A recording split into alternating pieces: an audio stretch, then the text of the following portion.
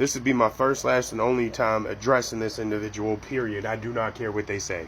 First off, while we were in the live, partaking in the discussion and adding conversational pieces and education and enlightenment to the discussion, you were sitting there being a yes man. All that happened was an activist, a native activist, asked you what you were doing for your community. Now all of a sudden you hate white people and this, that, and the other, but you let this racist white woman make your GoFundMe for $10,000. And that was before you even talked to your job and knew that you were going to get reprimanded. But it was after she said the N-word multiple times on YouTube and you knew about it. Then it went from 10,000 to 5,000 to 1,500, and now it's back at 5,000. And you try to weaponize everything to guilt people into letting you keep the money after you made the comment that you had already talked to a lawyer and they told you had no case. And instead of you taking accountability, which aren't you the one that made the accountability list that everyone keeps referring to as a hit list? You decided to go indulge in drama. You decided to do the exact same things that we called other people out for doing because they were being deplorable when they did it. You couldn't handle constructive criticism and being told that you're in the wrong.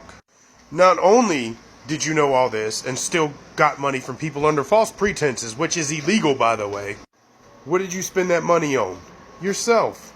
Which, cool, practice self-care and all, but you could have just told people you wanted some money. And then you try to talk shit because I made a joke post about my daughter's birthday being on July 10th. And if anybody wanted to donate for her birthday, that was cool. And if they didn't, that was cool too. And I was like, see, this is how you ask for money if you want money. And so people donated. And you know what my daughter did with the majority of her money? Over 60% of it. Donated it. Because she wanted other kids to have things. Now, see, I started distancing myself from you around that time all that was going down for a reason, because I already knew the truth, and you just wouldn't tell nobody. And now look at you, trying to use the same attacks and the same defenses as the people that we called out for being deplorable. And now none of you have any relevance. None of you are important. None of y'all are a factor in anything. But y'all keep trying to use the same attacks as the ops. You're playing the oppressor's game, right? And you yourself said that you are not educated or enlightened on subject matters and topics at hand. But yet you want to try to trash two people that are activists, that are militants, that are boots to the ground, that get things done in the communities. Not just my community, but all communities. You were an op. You were an infiltrator.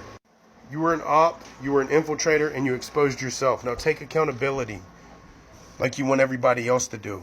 Come on, practice what you preach and tell the truth.